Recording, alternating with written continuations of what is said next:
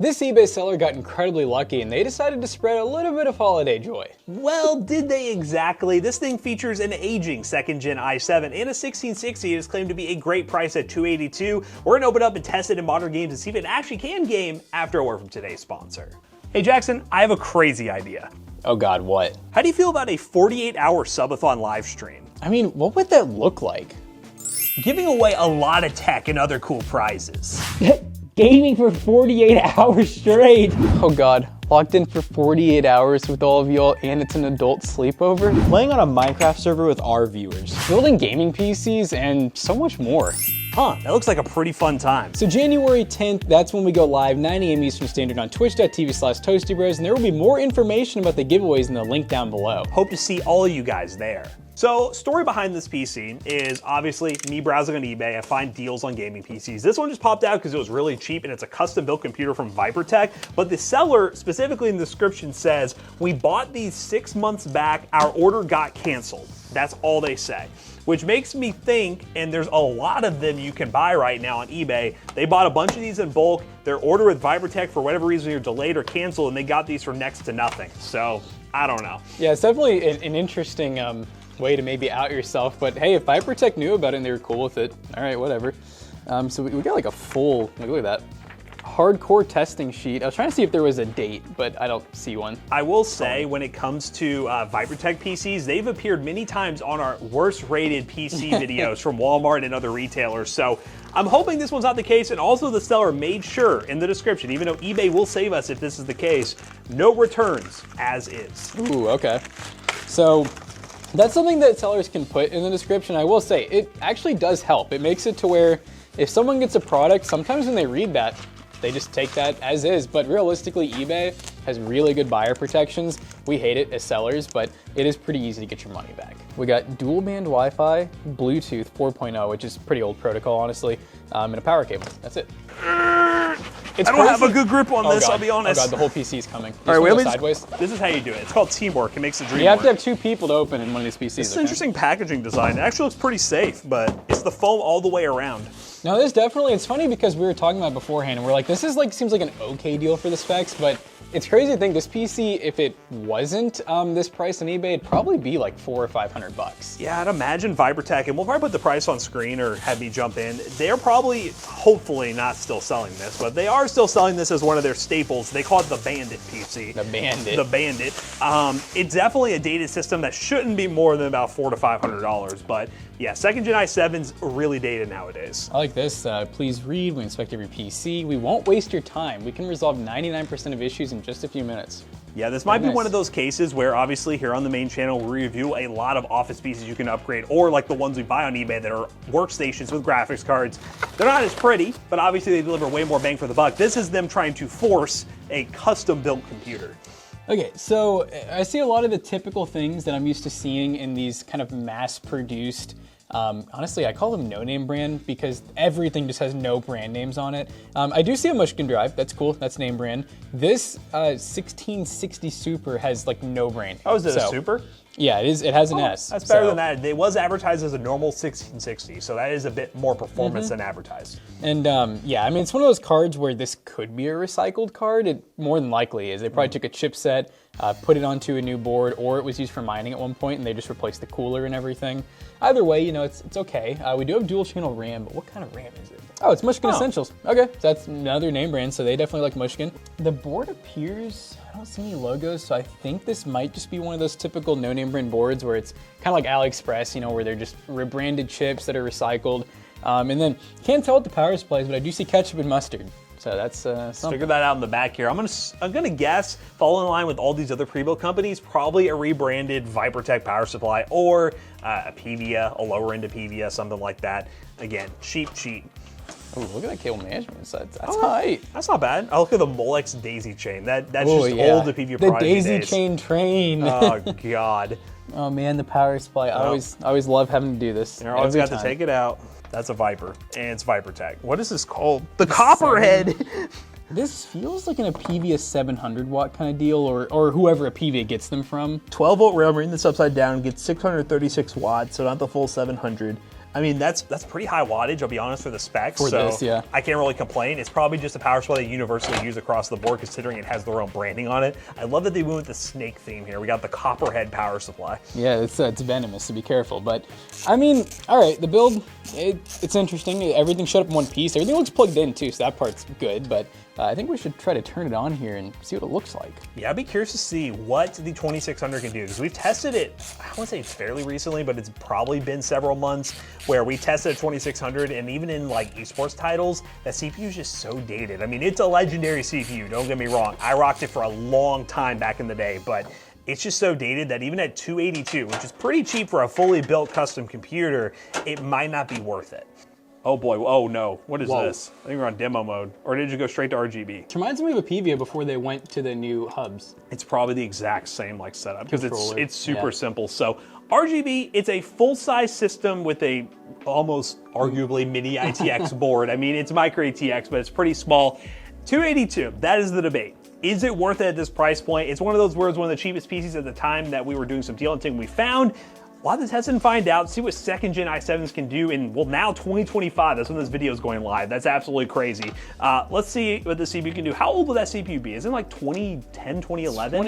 2012 or 13, I believe. So we're crazy. Yeah, like over 10 years. Yeah, 13-year-old CPU. Which, I mean, hey, we're gonna test it out. I mean, right now, the value proposition doesn't seem terrible, because you gotta remember, it is a pre-built, it is ready to go. The seller's gotta make some money. Yep, you gotta make some money somehow, even though they seem to get a bunch of them for free, apparently. I don't understand that story, but maybe get some context from the seller. Let's get into benchmarking. All right, guys, before we start benchmarking this, ViperTech computer, I did a little bit of MacGyvering to make this work better, because one of the beauties with these very cheap motherboards and second-gen CPUs is it only has 100 meg internet, which very bad. I know a lot of you have bad internet, but even just getting 10 megabits per second down across the board when trying to test video games, not great. So I found a network card at PC Browser, PC Business, but that card only had a half-height bracket on it, so I managed to take the bracket off and just, well, make this work temporarily. Obviously, if you get one of these things, get a gigabit networking card. It'll make your life so much easier in getting this thing set up, but this thing is slow with 100 meg. It takes a long time to download games, and any updates will take hours, not just a few minutes. So yeah, MacGyvered that, got that working, and let's go ahead and do some benchmarking and see what the system can do. All right, guys, well, we're in Fortnite on this ViperTech PC. This is the first time in a long time I've ran performance mode, unlimited frame rate, far view distance, low textures. I have a feeling I'm gonna have to lock the frame rate at some point here, because every time we test the i7 2600, we do get a lot of stutters, but I will say, we are running OG Fortnite, which is kind of funny for this OG CPU. And it's much easier to run OG Fortnite than the main mode, but you can correct me if I'm wrong. I think most people are still playing OG Fortnite versus the main mode. If you'd like to see me benchmark the main mode more, let me know in the comments down below. But at least for this PC, it would make sense to play OG because, well, it's an OG CPU. So let's go ahead and drop in real quick. I will say, it's doing better than I expected, I'll be honest, but it is running on performance settings, and hopefully the FPS stays up and doesn't stutter, because again, I'd be pretty surprised if this actually holds up. All right, he's dead. Shout out Fortnite, man, for optimization, because this old CPU is getting 100 FPS in OG Fortnite, and it's running really smooth. Like, it's actually pretty dang smooth. This is way better than I was expecting to happen, because this system as a whole is not great. It's not running very smooth when trying to launch games. It took a while to get in. Windows does not like this CPU. This would be a good candidate for Bazite, I'll be honest with you, running a Linux distro. But yeah, I mean, shout out Fortnite. Once you actually get in, it'll run OG Fortnite if that's all you care about. A good omen.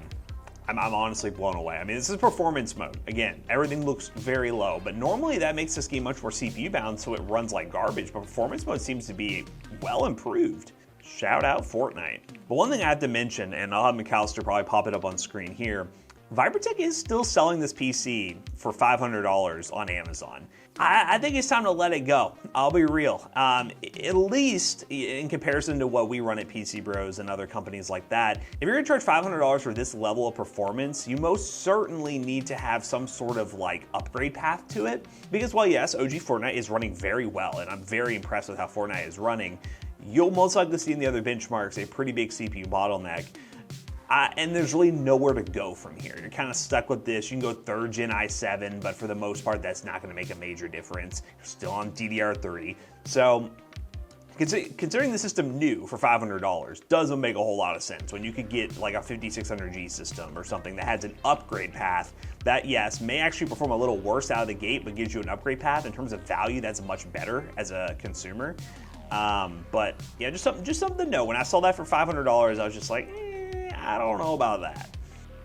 This does feel very nostalgic. It feels like I'm benchmarking one of our budget PCs from like, what would be, it's like 2017? 2017, 2018, playing Fortnite.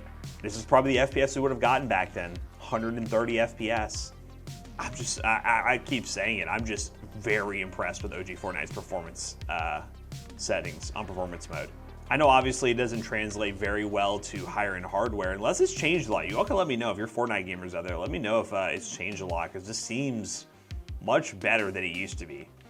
Way better. OG Fortnite plus performance mode equals take a potato and make it a high refresh rate gaming PC. Oh, all right, SCAR time.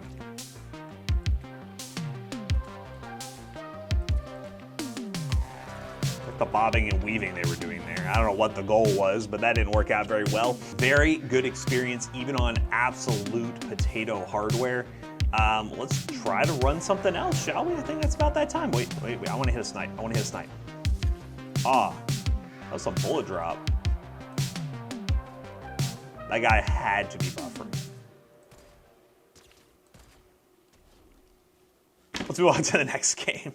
All right, guys, we are playing Apex Legends on this ancient little CPU here, and we're running 1080p. We got kind of like a medium low preset max FOV full screen, and it's not too bad. It's not bad. Not too bad. I definitely feel like I can feel like a little bit of that input latency for sure. Yeah, it's kind of fell across the board. Fortnite, surprisingly good. Shout out to them for improving their performance mode, but you'll see in the other benchmarks, you'll see where the CPU starts becoming a problem. Whoa. But we're talking the 282 we paid. It's serviceable. It's fine. Yeah. No, that's the biggest thing, is like getting this thing for what I assume the real price would be, which is gonna be a lot of money, like $400 or $500. I was gonna say, guess the real price, because I found it and they still sell it. I'd probably say like $500. It's $500. Yeah, that's not good. That's not good. The GPU definitely deserves better, at least. Yes, it does. 1660 and the 1660 Super line is really awesome still, especially on the used market. Ooh, hit those. Oh, imagine. Oh, crap. Oh, no. I'm not afraid. Oh, whoa. Oh, yeah. We shred. Oh. This time's gonna be different. Oh, no. Oh, wasn't always like that. Not back in my day. Back in my day, you had to earn your keep. Oh.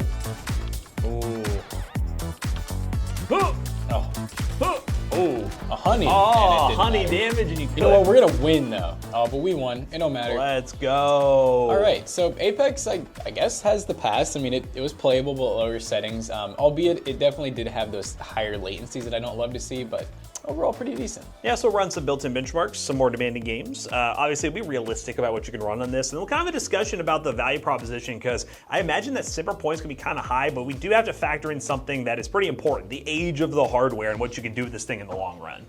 All right, guys, we just got done benchmarking this ViperTech PC that is from eBay, from a third-party seller, and I think our consensus of this is that at the price we got it, it's really not a bad pre-built. Honestly, if they were just selling it for this cost, they'd probably break even or maybe even lose a couple bucks. But at the like $500 price point that they're still trying to sell this exact system for, it is definitely a no-go. And let's talk about the other benchmarks we tested this PC with to further expand on its performance. We ran Rainbow Six Siege, 1080p medium settings. It got some pretty nice FPS numbers. Once again, realistic games for a PC at this spec range. Got 149 on an average, a minimum of 125 and a max of 175. This one is the demanding one. It ran Wukong at 1080p low settings, 66% render scale, so we're getting close to 720p to make this game run, but we did get 71 FPS average, a max 84, a minimum 38. Wouldn't recommend you play at those settings, but you know what? It at least plays using the built-in benchmark tool. And we also ran Marvel Rivals at 1080p low settings at 75% render scale and actually got around 50 to 60 FPS. That game is getting a lot more optimized, so good on you for optimizing a game that's pretty popular.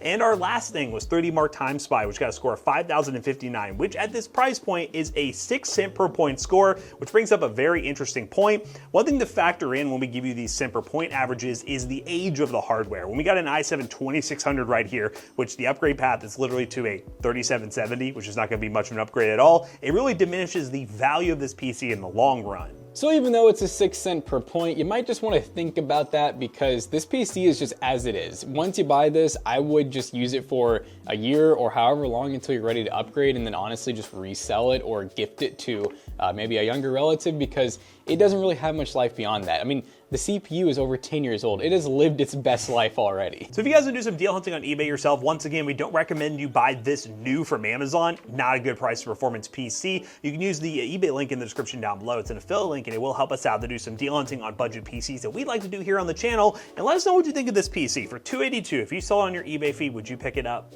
And as always, we hope you guys enjoyed today's video. If you did, check out our other 2 YouTube channels and also our twitch.tv/ToastyBros, and don't forget to like, comment, and subscribe. I will see you guys on the next one. Bye-bye. So this PC will be for sale at PCBros.tech for, once again, a great price with a warranty. This one's a bit older, so we're probably going to do below paying price for this PC. If you guys want to pick up a really awesome deal that was already a pretty solid deal for us, go to PCBros.tech, buy this gaming PC today, use code ToastyBros on checkout, you'll save 3% of your next purchase. See you guys later. Goodbye.